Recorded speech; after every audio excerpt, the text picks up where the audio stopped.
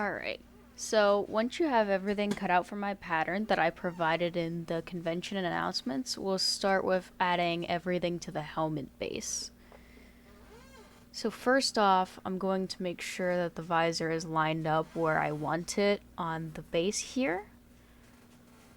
And I'm going to use my prototype that I've made as an example, but you can use Caboose's guide as kind of a reference point so that you know where to place it.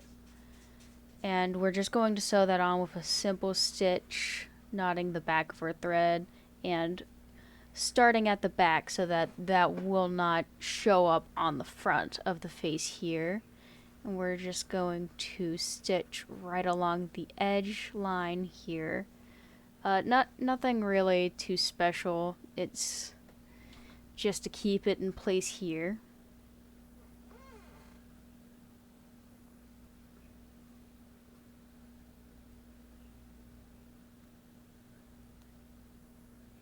And then you can see a few stitches that I've made just as a quick example of how that'll look like.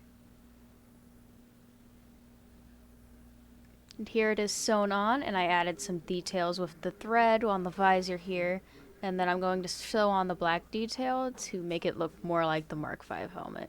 You can add an optional dart, that triangle that was on the pattern. It helps the stuffing a bit, make it more shaped out like a circle. So you're going to do a blanket stitch all the way around except for where the torso connects, and using that hole you're going to fill it with cotton balls or stuffing, whichever one's available to you. So you can see how that'll look here with me stuffing a few in there. A lot of the detail work with these dolls is mostly just a case of simply adding some thread to outline where you're going to fill in the black fabric paint to make limbs look more like armor pieces, really. So you can see I added some thread to create an outline of the torso piece there.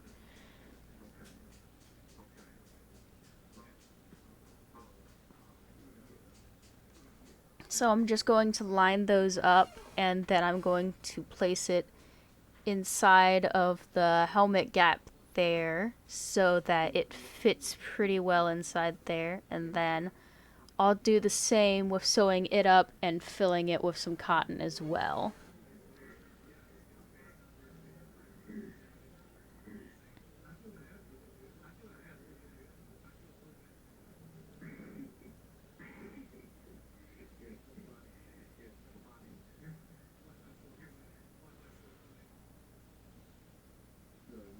Alright, and here you can see what I have so far compared to my prototype Caboose.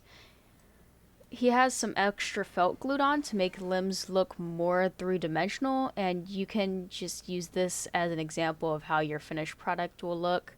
Just go along the lines of connecting things how you see fit and adding details of paint and thread as you go along, making sure to add those in before you stuff them.